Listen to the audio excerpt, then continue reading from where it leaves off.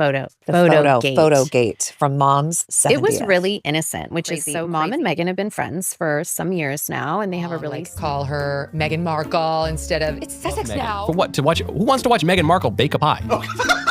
For weeks, public attention around Meghan Markle and Prince Harry has followed a familiar pattern: brief spikes of controversy, rapid online reaction, and then a sudden shift to something else. But beneath the surface noise, a more revealing story has been unfolding, one that has less to do with outrage and more to do with attention, optics, and narrative control. At the center of the most recent discussion was an unexpected flashpoint, a set of photographs taken during a high-profile social gathering involving prominent public figures. What initially appeared to be a harmless social media moment quickly evolved into a broader conversation about timing, symbolism, and public perception. According to those involved, the photographs were taken innocently, shared with permission, and later removed out of respect for Remembrance Day. The explanation emphasized courtesy and sensitivity, framing the situation as a misunderstanding rather than an intentional misstep. However, the public reaction revealed something deeper than disagreement over a single post. The issue was not the images themselves. It was the optics. In public life, symbolism often matters as much as intent.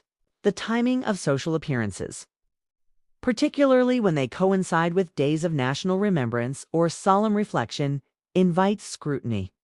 For Prince Harry, who has frequently spoken about duty, service, and respect for military sacrifice, the optics of appearing at a celebratory event on such a day were always going to attract attention. What made the situation more complicated was not the initial decision, but the response that followed, rather than allowing the moment to fade quietly. The explanation itself became part of the story. Media outlets repeated similar statements across platforms, amplifying what might otherwise have remained a minor social media footnote. In doing so, the narrative shifted from clarification to saturation, drawing renewed attention to an issue many observers felt had already spoken for itself. In modern media cycles, repetition can be counterproductive. When explanations feel over-engineered, audiences begin to question not just the decision, but the strategy behind the response. This dynamic reflects a broader pattern that has followed the Duke and Duchess of Sussex in recent years. Public engagement around their projects often hinges less on content and more on framing. The story is rarely allowed to exist on its own terms. Instead, it is surrounded by layers of messaging designed to guide interpretation. For some viewers, this creates fatigue at the same time that this conversation was unfolding. Meghan Markle and Prince Harry were appearing at the Sundance Film Festival, promoting a documentary project connected to youth entrepreneurship. While the appearance itself was cordial, industry observers noted a muted response. The screening did not generate the kind of organic momentum typically associated with breakout festival moments. Coverage was polite but restrained. Once again, the absence of intensity became the signal. In entertainment and media, failure is not always loud. Sometimes it arrives quietly through a lack of urgency. Projects that capture imagination are defended, contextualized, and pushed forward. Projects that do not tend to drift out of focus without confrontation. This pattern has become increasingly visible in how recent ventures linked to the Sussexes are received. Interest does not collapse. It thins. Attention does not turn hostile. It simply moves on. This matters because relevance in the digital age depends on sustained engagement. Outrage can be monetized. Controversy can be redirected. Indifference cannot, as public focus lingered on optics and perception. Another layer of the story resurfaced through commentary about past relationships surrounding the royal wedding. A former family connection offered reflections on the ceremony, describing it as a moment of spectacle that, while meaningful at the time, no longer holds daily relevance in the lives of those involved. The comments were measured and careful, avoiding speculation or personal judgment. Yet, even in their restraint, they highlighted a recurring theme: distance. Many of the figures who once appeared prominently during the wedding celebrations since faded from public association with the couple. This is not unusual in celebrity circles, but it contributes to a growing perception that moments of intense visibility are often followed by quiet separation. Again, the issue is not accusation. It is pattern recognition. As narratives accumulate, audiences begin to interpret them collectively rather than individually.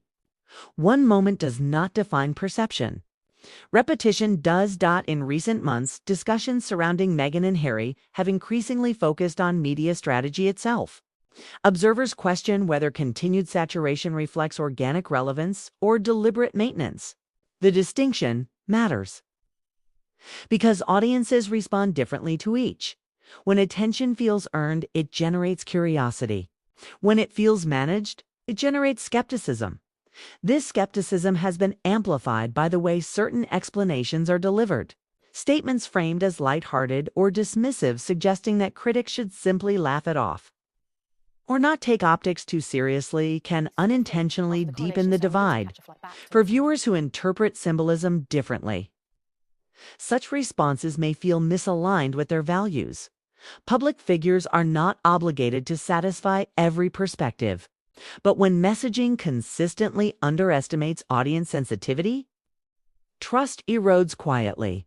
Meanwhile, Prince Harry's ongoing legal proceedings have introduced a contrasting tone into the public narrative. In the courtroom, the polished framing seen elsewhere gives way to something more raw. Observers have noted that his testimony carries emotional weight that extends beyond legal argument. Rather than detached explanation, his statements often reflect accumulated frustration. At times, this emotional intensity has required judicial intervention to redirect focus toward factual clarity. These moments stand out precisely because they are unfiltered for some viewers. This contrast is striking. On-screen, vulnerability often appears carefully curated. In court, it emerges unevenly, without narrative smoothing. The difference invites comparison, raising questions about where emotion is managed, where it is not. This does not invalidate the experiences being described, but it does shape how they are received.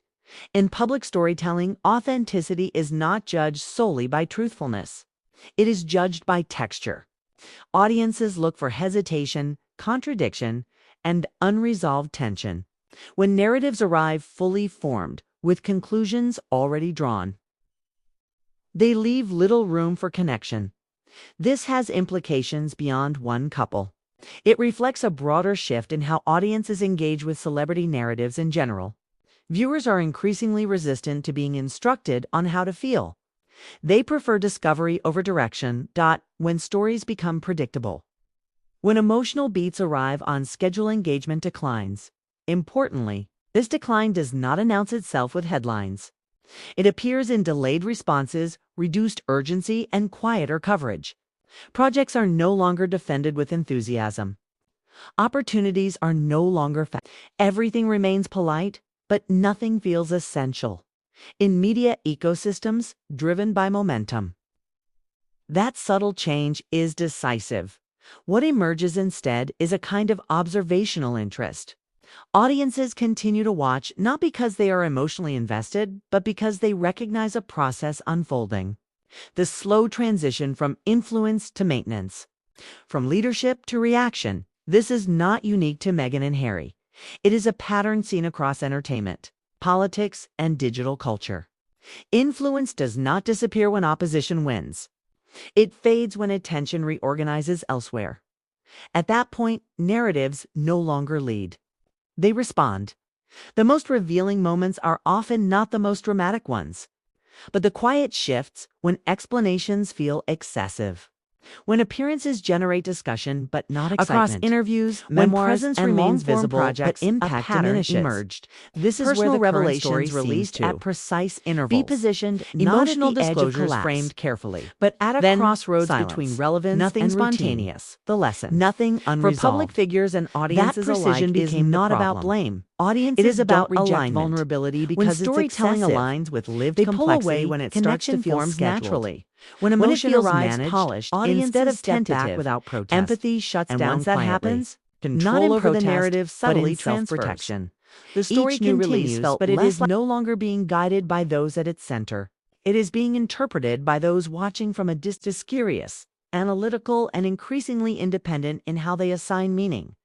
That is the space where modern public narratives now live, between intention and reception, between visibility and influence, and it is there, in that quiet space, that the next chapter will be shaped not by statements or strategies, but by whether attention returns organically or continues to drift elsewhere.